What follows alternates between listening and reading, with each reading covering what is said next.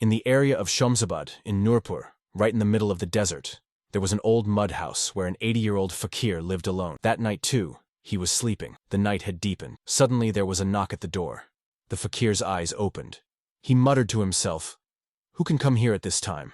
And in this wilderness, no one has ever come until today." But then, the knock on the door became louder and louder. The fakir got up from the bed, and as soon as he opened the door, he was stunned by the scene outside. At the door stood two young and extremely beautiful girls. When the fakir saw them, he felt a strange pull in his heart. He kept looking at them. It became difficult to take his eyes away. He asked them, "Who are you girls? And what are you doing here in this wilderness at this time?" The girls replied, "We have lost our way. We were going towards Roshnagar, but we lost our path. If you permit us, let us stay here for one night. In the morning, we will leave." The fakir was as if bewitched seeing them. He could only say, "Come inside." The girls entered the house. The fakir pointed to a corner of the room and said, "Sleep here, girls." Both lay down there and soon fell asleep. In the last part of the night, Naila felt as if someone was standing beside her. She opened her eyes and saw the fakir bending over her, looking at her with strange eyes. Naila jerked and sat up. She said, "What happened? What are you doing here?" The fakir replied, "Nothing.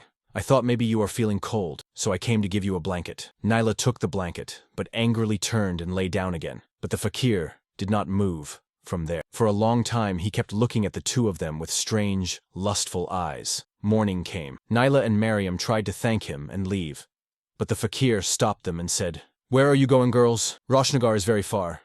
You are young girls, stay tonight also. Then I will arrange for you to go." Saying this, the fakir came close, but Naila and Mariam said, "No, we must go." Then the fakir came very near, held Naila's hand, and said, "Only one night, girls. Stay." Naila jerked her hand away angrily and said, "What does this mean?" The fakir said, "Tomorrow I will arrange for you to go." Even then, he was looking at them with strange eyes, as if some scheme was going on in his mind. The girls agreed to his words and decided to stay. The whole day the fakir talked to them softly and lovingly, and kept looking at them as if he wanted to come close. Night fell. The two girls went to their bed in the corner. The fakir also lay down on his bed. In the last part of the night, when the silence thickened, the fakir slowly got up from his bed and stepped toward the girls. He looked at them for a long time, from head to toe. Then he sat down near Naila, who was very beautiful. The fakir gently caressed her forehead. Suddenly Naila's eyes opened and she sat up startled. "What happened? What are you doing here?" she asked angrily. The fakir looked into her eyes, as if in a dream. Then he said, "I came to give you a pillow. You are lying without anything under your head. Your neck will hurt. Take this pillow." Naila took the pillow and turned away in annoyance, saying, "Go from here." The fakir returned to his bed and lay down again. That night, he kept talking to himself. "As soon as morning comes, these girls will leave. Today was my last chance, but that too is gone." Then he told himself, "No, I won't let them go like this. I must find some way. Tomorrow I must somehow stop them." In this thought, he finally fell asleep. Morning came. The girls woke up and came to the fakir saying, "If the arrangement is done, then let us leave. Tell us what you arranged." The fakir looked at them with a desirous gaze for a while, then slowly said, "No, today you cannot go from here." Hearing this, both girls looked at each other in surprise. Then Naila asked, "Why? Why can't we leave today?" The fakir said softly, "You must stay here one more night." Mariam looked at him in amazement and asked, "Why? What happened? Is everything okay? Why should we stay?" The fakir sighed and replied, "No arrangement has yet been made for you to leave." Then he said, "I hope tomorrow a caravan will pass by here going towards Roshnagar." When the girls heard of the caravan, they felt some relief. They said, "Okay, let us leave with the caravan tomorrow.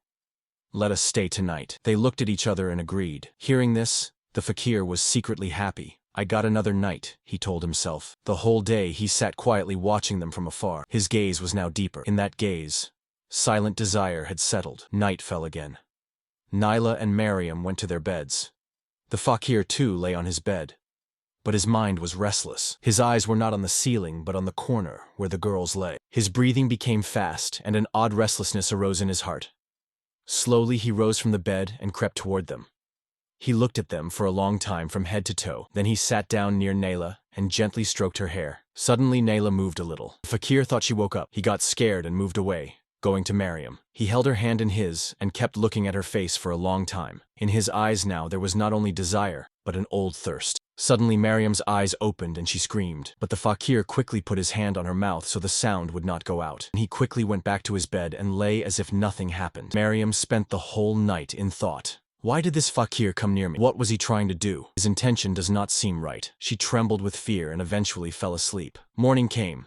The girls asked, "Has the caravan arrived? Now let us go. What arrangement have you made?" The fakir looked at them for some time and said, "But the caravan has not yet come." The girls were shocked. "But you had said the caravan would come." The fakir said in a tired voice, "Yes, it was supposed to come. Perhaps by evening." The girls looked at each other and said, "Okay, let us wait till evening." The fakir only nodded, said nothing. Now he sat in the courtyard, watching them again with strange eyes. One girl said to the other, "His eyes don't seem right." The other nodded. "Yes, you are right. We should leave quickly. We are young women. Who knows what is in his mind?" The first girl said, "Yes. He came near me at night and tried to touch me." The other said, "The same he did with me. Tonight, we must not stay at any cost. Whether the caravan comes or not, we must leave." The fakir was still watching them from afar, just like a hunter keeps his eye on prey. Evening came. Before the girls could say anything, the fakir himself appeared. "Look," he said, "I think the caravan will come in the morning. I thought to tell you beforehand. They carry a lot of goods. They move slowly. Stay tonight." The girls got angry this time. One shouted, "We cannot stay any longer. Caravan or no caravan, we are leaving now. Don't stop us." The fakir came closer, saying, "In a little while night will fall. You are young women. Where will you go in this wilderness? Beasts roam here. If harm comes to you, then..." His tone carried more trickery than worry. The girls now fully believed this was a trap. But they looked at each other and said, "We have no other way. One night is just a matter.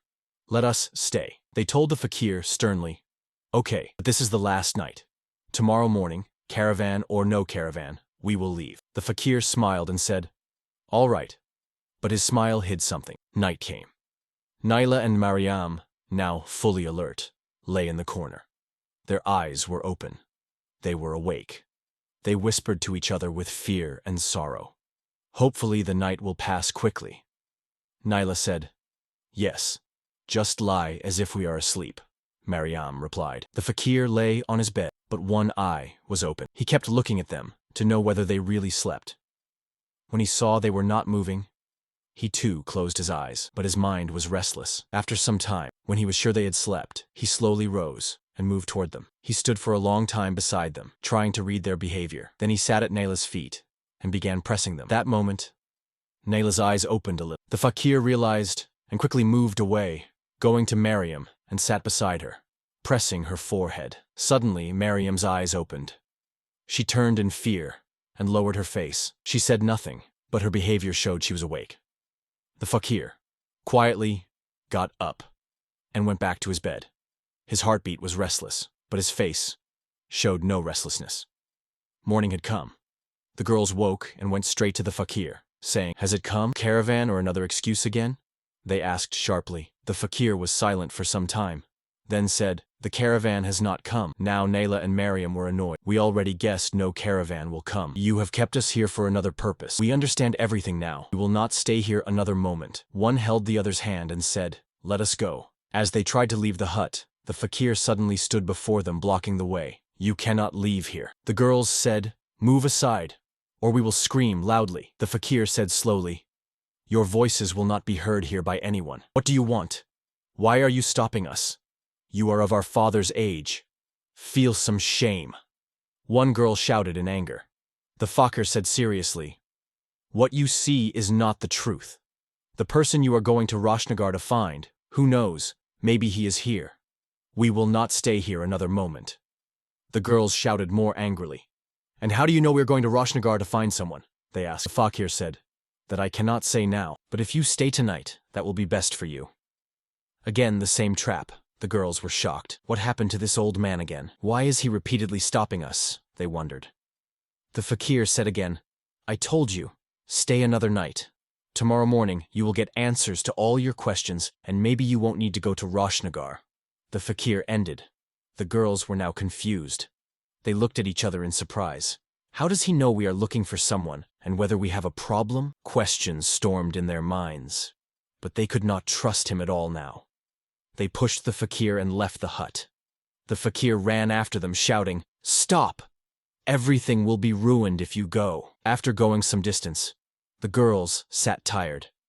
Their breath was short, but fear and unrest were still in their hearts. Suddenly, the fakir arrived, panting. His breath was fast. "For the last time I am telling you," he said slowly but firmly.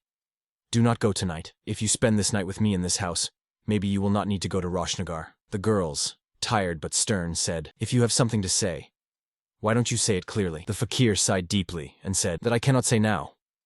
If I say, everything will be ruined.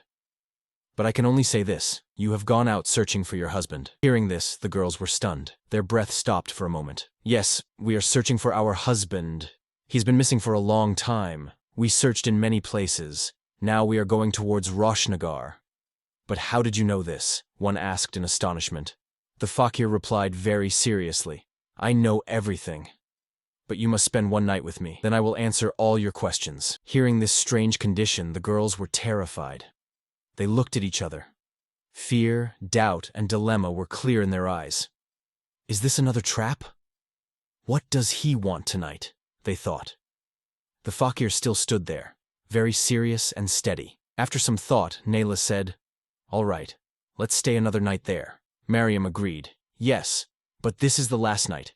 If anything else is said, we will not listen." Hearing this, the fakir's face glowed with joy. His eyes sparkled, as if his goal was near. "Okay," he said. The girls and the fakir now went back to the house. The girls walked ahead, the fakir behind them. His walk had no hurry, only steadiness. But in his eyes still was the old restlessness. He thought, "Tonight has come with much difficulty. I will not let it go." Night fell. The girls, now very alert, lay in their beds, but their eyes were open. They were awake, whispering carefully, alert at every sound. The fakir from his bed watched them. When the last part of night came and he felt the effect of sleep, he slowly got up and sat near Nayla. He looked at her with love and pressed her hand to his chest. Nayla jerked her hand away and turned angrily. The fakir went to Mariam, stared long at her face, and kissed her forehead.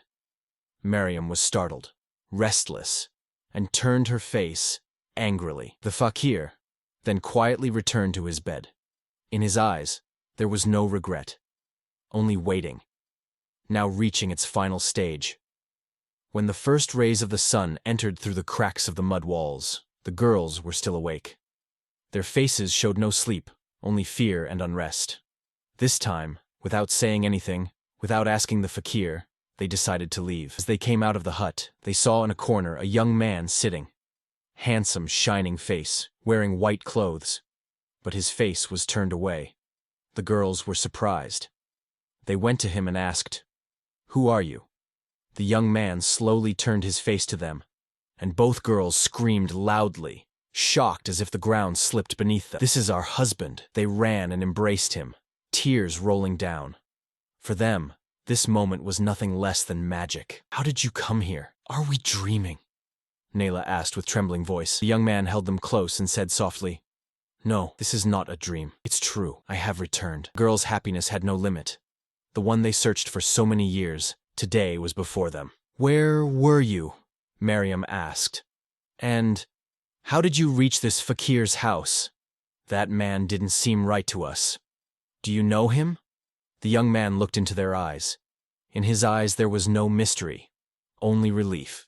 He said, "First call the fakir. See where he is." The girls searched every corner of the hut, but he was nowhere. They came back and said, "He is not anywhere. Seems he disappeared." "Where did he go?" The young man sighed.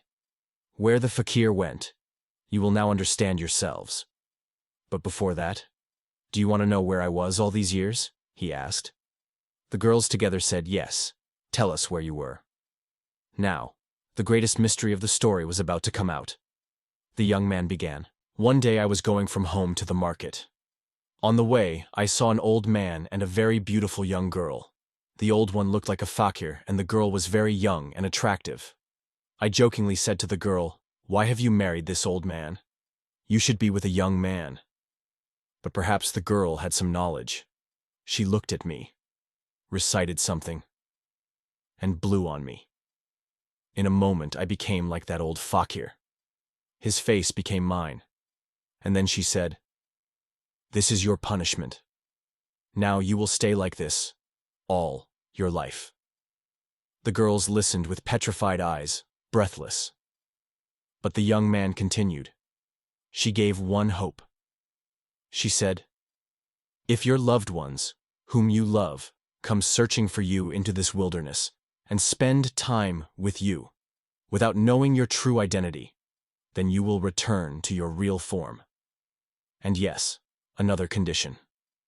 You cannot say your identity yourself." Now, the girls trembled. "So you were that fakir?" they asked with trembling voice. The young man lowered his head and said, "Yes, I was the fakir." Hearing this, their eyes filled with tears. But in those tears was regret and shame. They ran again and embraced him. "Forgive us. We could not recognize you." The young man stroked their heads and said, "It's not your fault. You could not know I was your husband. Your hearts were pure, and that truth broke my punishment." Now the three began a new life again. But now there was no secret among them, no distance. Only trust, loyalty, and a relationship that had come through punishment and become stronger. If love is true, it crosses every test, every time, every distance, and returns again. But if pride enters love, that love becomes punishment. But if it is lived with patience, trust, and purity, then that love becomes a reward. No matter how a person looks outwardly, the true identity is in the honesty of heart and purity of intention. If you liked this story, then surely like it, share it, and don't forget to follow our channel. And in the comment box below, surely write which part of this story touched your heart the most. Your comment is very valuable for us. We read them and feel them.